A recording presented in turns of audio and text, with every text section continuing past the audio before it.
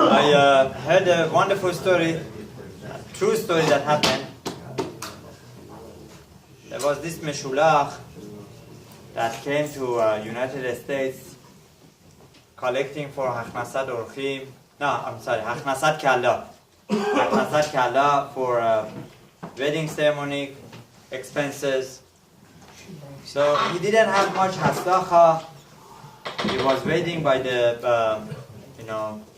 the checking line, going back to his destination.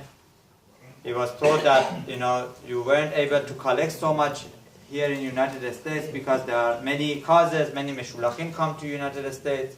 Somebody suggested him that go to Australia.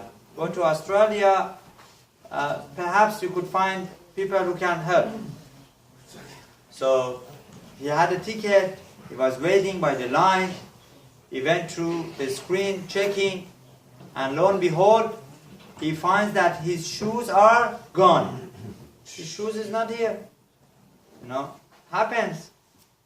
It's crowded in the airport, and his shoes are gone. Here, there, he looks everywhere, he can't find it.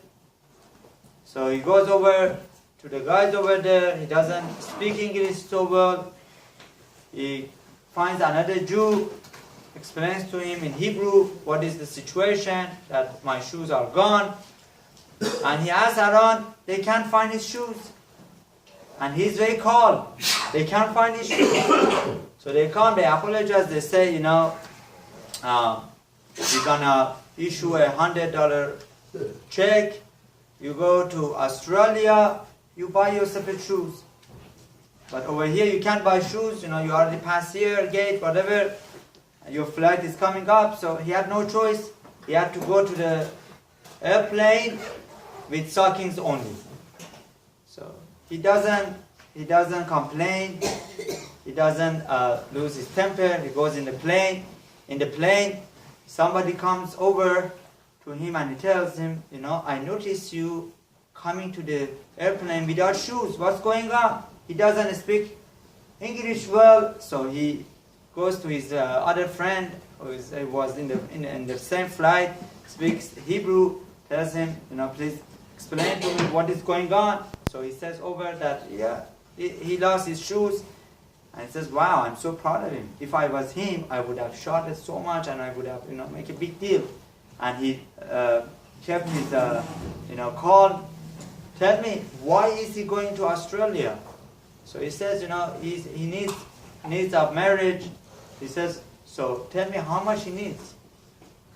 So he comes back, he says, he needs another $20,000. He was only able to collect so much, not so much here. So that's why he's going to Australia. So the guy who is so curious and he was so moved by his controlling anger, he says, I'm willing to write you a check. $20,000. Now we're talking about the Gentile, big Kiddush Hashem. He writes right there a check for $20,000. The Meshulach goes to Australia.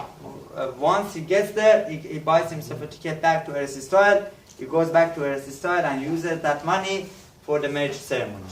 So this is the lesson of Emouna, that if Hashem wants something to happen, happens in Sha'at Tova Mustaqab. And that was exactly what happened to Yosef.